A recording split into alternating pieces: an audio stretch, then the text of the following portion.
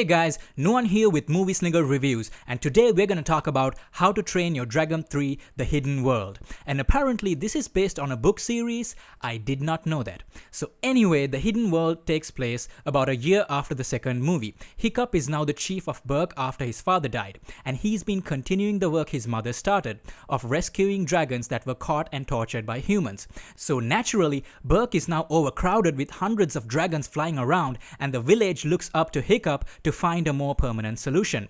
As Berk's dragon numbers go up, it becomes more of a target for rival Viking tribes that want to enslave the dragons for their own purposes. Hiccup remembers his father's tale of a hidden world, and he's determined to find this place because he believes it can be a safe haven for the dragons.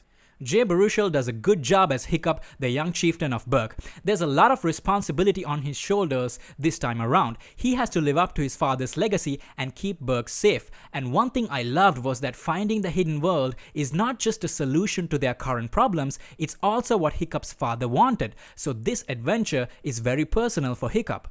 At times, it felt a bit like Thor Ragnarok, another movie I loved. There's definitely some parallels with that story. There's also a few moments that reminded me of the scene in Batman v Superman where Clark talks to Pa Kent. These father-son moments between Hiccup and Stoic really added the gravitas this story needed in order to deliver its emotional conclusion. There's a lot of focus on the Hiccup and Toothless relationship. Their friendship is definitely one of the most endearing and cute things we've seen in movies. And the interesting part is that Toothless is now falling for this female Night Fury, and Hiccup has to be a chief. So both of them have to come to terms that they can't always be flying together. The scenes where Toothless is trying to impress the female Night Fury are so cute and will definitely draw some ahs from the most stone-hearted of grumpy cats in the audience. The filmmakers take their time to develop this relationship, and it's a nice change of pace. The plot slows down a bit, but I didn't mind because I was so absorbed with Toothless and his girlfriend just learning to talk. There's no dialogue, and the way they bond felt natural, and it relies on this ability that Toothless has. He learns this in a previous movie and it becomes useful here. That was unexpected but really sweet how they did this. And it's really funny with Hiccup hiding in a corner giving flirting advice to his dragon. Also, did anyone notice how Toothless's tail lights up like Godzilla's when he's about to breathe fire? Now that's epic. There's a new villain that's being employed by the rival tribes. F. Murray Abraham as Grimmel the Dragon Hunter was menacing. He has these monstrous looking acid-spitting dragons that do his bidding, but he's also very smart and seems to be one step ahead of Hiccup at every turn. He also represents the kind of character that Hiccup could have turned into had he killed Toothless when he had the chance. So essentially, Hiccup's greatest foe is Hiccup but on a different path. America Ferrera plays Astrid, Hiccup's girlfriend who always has his back. They have really good chemistry together, and it's a relationship that's as well developed as the Hiccup Toothless one. She makes sure that Hiccup stays focused and helps him with tough choices, and also to rally support among the villagers. There's also a great cast of supporting characters. Craig Ferguson was funny as Gobber, who advises the chief and was Stoic's best friend. Cate Blanchett was good as Hiccup's mother, Walker. She doesn't have much to do, but she's sort of the guiding light for Hiccup. Jonah Hill, Kit Harington, and McLovin are all there, and they're all good. The twins, played by Kirsten Wiig and Justin Ruppel, were hilarious, and I didn't expect so much from them, but that was a nice surprise.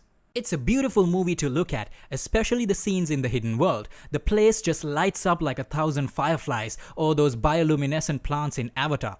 It's gorgeous, and the filmmakers really know when to slow everything down just so that we can get a good look at the scenery. What struck me even more than the visual effects was the cinematography. This didn't feel like an animated movie. It felt like they took a real camera crew, put them on location and shot this. And I know it's all CGI, but there was something more, a weightiness to how everything moved and how the camera captured it.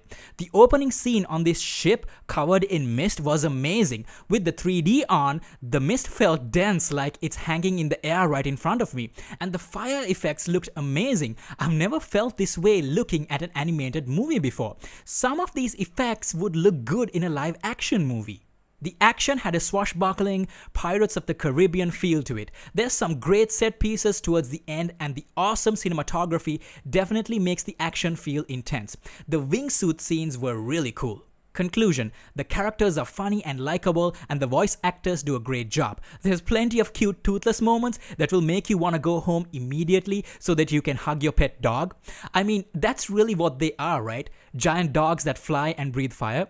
There's a menacing villain, lots of cool new dragons, and great action sequences. It's also the conclusion to the Hiccup Toothless story, and I love how they ended it. The filmmakers have really used everything they built up around this friendship over the years to deliver a heartfelt, emotional, and as perfect an ending as you can wish for. The fans of the series will really enjoy this movie.